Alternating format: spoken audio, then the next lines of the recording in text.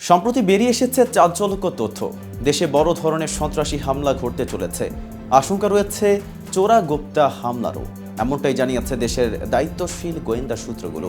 ISKCON নেতা চিন্ময় কৃষ্ণ দাসের গ্রেফতারকে কেন্দ্র করে চলমান সাংঘর্ষিক পরিস্থিতি আরও খারাপ হওয়ার আশঙ্কা করা হচ্ছে। এতে রাজধানী সহ সারা দেশে গোয়েন্দা নজরদারির পাশাপাশি বাড়তি নিরাপত্তা ব্যবস্থা নেওয়া হয়েছে। এদিকে সীমান্তে যে কোনো ধরনের অনাকাঙ্ক্ষিত পরিস্থিতি কিংবা অপতৎপরতা রোধে সম্পূর্ণ প্রস্তুত থাকার কথা জানিয়েছে বিজিবি।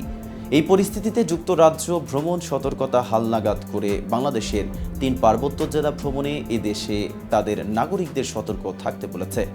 কিন্তু দেশে সন্ত্রাসী হামলার মতো এমন চাঞ্চল্যকর তথ্যটি সত্যতা কতটুকু, এ ব্যাপারে বাংলাদেশের আইনশৃঙ্খলা রক্ষা বাহিনীর ভূমিকা কী এবং বিষয়টি নিয়ে আর কি জানিয়েছে যুক্তরাজ্য, এ নিয়ে বিস্তারিত থাকছে প্রতিবেদনের বাকি অংশে। RK TV নিউজ 24 চ্যানেল থেকে আপনাদের সাথে আছি আমি মেহেদি হাসান। আইনশৃঙ্খলা রক্ষা বাহিনীর সূত্রগুলো বলছে, ক্রমেই সামাজিক অস্থিরতা বাড়ছে। পরিস্থিতির আরও অবনতি ঘটাতে সন্ত্রাসী হামলা চালিয়ে হত্যার মতো ঘটনাও ঘটতে পারে। চোরাগোপ্তা হামলার আশঙ্কাও রয়েছে। ব্যবহৃত হতে পারে থানা থেকে লুট হওয়া অস্ত্রসহ সন্ত্রাসীদের কাছে থাকা অবৈধ অস্ত্র। সে সঙ্গে বোমা হামলার আশঙ্কাও রয়েছে।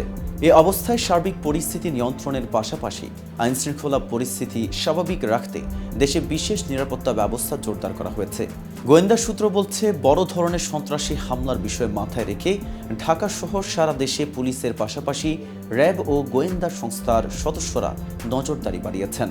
মঙ্গলবার দুপুরে এক খুদে বার্তায় বিজিবি সদর দপ্তর সূত্র জানায়, সীমান্তে যে কোনো ধরনের অনাকাঙ্ক্ষিত পরিস্থিতি কিংবা অপতৎপরতা রোধে সম্পূর্ণ প্রস্তুত রয়েছে বিজিবি। এতে বলা হয়, ভারতের ত্রিপুরার আগরতলা থেকে আখাউড়ামুখী লং মার্চ কর্মসূচি ঘিরে সীমান্তে উত্তেজনা থাকায় আখাউড়া সীমান্তে অতিরিক্ত বিজিবি সদস্য মোতায়েন করা হয়েছে।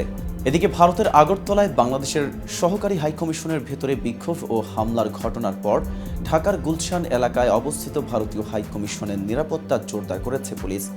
Dhaka metropolitan police diplomatic security বিভাগের উপপুলিশ কমিশনার মোহাম্মদ নূরে আলম এই তথ্য জানান। পুলিশ সূত্র জানায়, গতকাল ঢাকায় ভারতীয় দূতাবাস ঘেরাও কর্মসূচির ডাক দেয় বাংলাদেশ সিভিল সোসাইটি নামের একটি সংগঠন। এই কর্মসূচিকে কেন্দ্র করে গতকাল সকাল থেকে ভারতীয় দূতাবাস ও আশপাশের এলাকায় নিরাপত্তা ব্যবস্থা জোরদার করা হয়। গোয়েন্দা সূত্রগুলো বলছে, ইসকন নেতা চিন্ময় কৃষ্ণ দাস বর্তমানে কারাগারে রয়েছেন। এ নিয়ে সৃষ্ট অস্থিতিশীল পরিস্থিতি আরও খারাপ হতে পারে, বাড়তে পারে হতাহতের ঘটনা। আইনশৃঙ্খলা রক্ষা বাহিনীর এক কর্মকর্তা বলেন, সাইফুল ইসলাম হত্যাকাণ্ডের পর পরিস্থিতি আরও খারাপের দিকে যায়। অবশ্য আইনশৃঙ্খলা রক্ষা বাহিনীর পক্ষ থেকে বিভিন্ন রাজনৈতিক দলের নেতাদের সঙ্গে যোগাযোগ করে পরিস্থিতি শান্ত করার চেষ্টা চলছে। তবে তৃতীয় পক্ষ এই ঘটনাকে কেন্দ্র করে পরিস্থিতি ঘোলাটে করতে পারে। এদিকে পুলিশের একটি সূত্র জানায়, সারা দেশে ইসকনের মন্দিরগুলোতে নজরদারি চলছে। পুলিশ সদর দপ্তর থেকে কারা এতে অর্থায়ন করছে তার একটি তালিকা করার নির্দেশ দেওয়া হয়েছে। বিভিন্ন জেলার পুলিশ সুপাররা এরই মধ্যে সেই তালিকা তৈরির কাজ শুরু করেছেন। একই সঙ্গে বাইরে থেকে কোনো অর্থায়ন হয় কিনা তারও অনুসন্ধান চালানো হচ্ছে। অন্যদিকে বাংলাদেশের সন্ত্রাসীরা হামলার চেষ্টা চালাতে পারে বলে সতর্ক করেছে যুক্তরাজ্য। মঙ্গলবার ঢাকায় যুক্তরাজ্যের পররাষ্ট্র, কমনওয়েলথ ও উন্নয়ন বিষয়ক দপ্তর বাংলাদেশ ভ্রমণ বিষয়ক পরামর্শে এই সতর্কতা জানিয়েছে। 3 পার্বত্য জেলা রাঙামাটি, খাগড়াছড়ি ও বান্দরবানের প্রত্যন্ত এলাকায় সহিংসতা ও অন্যান্য অপরাধমূলক কর্মকাণ্ডের তথ্য পাওয়া যাচ্ছে বলে হালনাগাদ করা সতর্ক বার্তায় উল্লেখ করা হয়েছে। সেখানে জরুরি ছাড়া ভ্রমণে বিরত থাকতে বলা হয়েছে। হালনাগাদ ভ্রমণ পরামর্শে বলা হয়েছে, নির্বিচার সন্ত্রাসী হামলা চালানো হতে পারে। জনাকীর্ণ এলাকা, ধর্মীয় স্থাপনা ও রাজনৈতিক সভা সমাবেশ সহ বিভিন্ন জায়গায় এই হামলা হতে পারে। কিছু গোষ্ঠী এমন ব্যক্তিদের টার্গেট করেছে যাদের ইসলাম পরিপন্থী জীবন আচরণ ও মতামত রয়েছে বলে তারা মনে করে। ব্রিটিশ ভ্রমণ পরামর্শে বলা হয়েছে, মাঝে মধ্যে সংখ্যালঘু ধর্মীয় গোষ্ঠীর বিরুদ্ধে হামলা হয়েছে এবং পুলিশ ও নিরাপত্তা বাহিনীকে টার্গেট করা হয়েছে। প্রধান শহরগুলোতে এসব হামলায় বিস্ফোরক ব্যবহার করা হয়েছে। বাংলাদেশি কর্তৃপক্ষ পরিকল্পিত এসব হামলা নস্যাতে কাজ করে যাচ্ছে।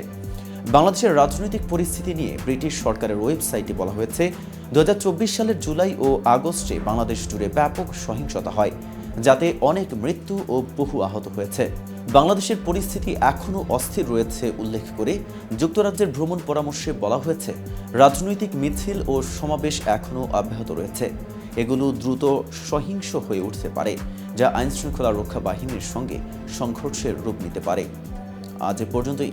সারা দেশের নিত্য নতুন সকল আপডেট পেতে কেটিভি নিউজ 24 এর সাথেই থাকুন।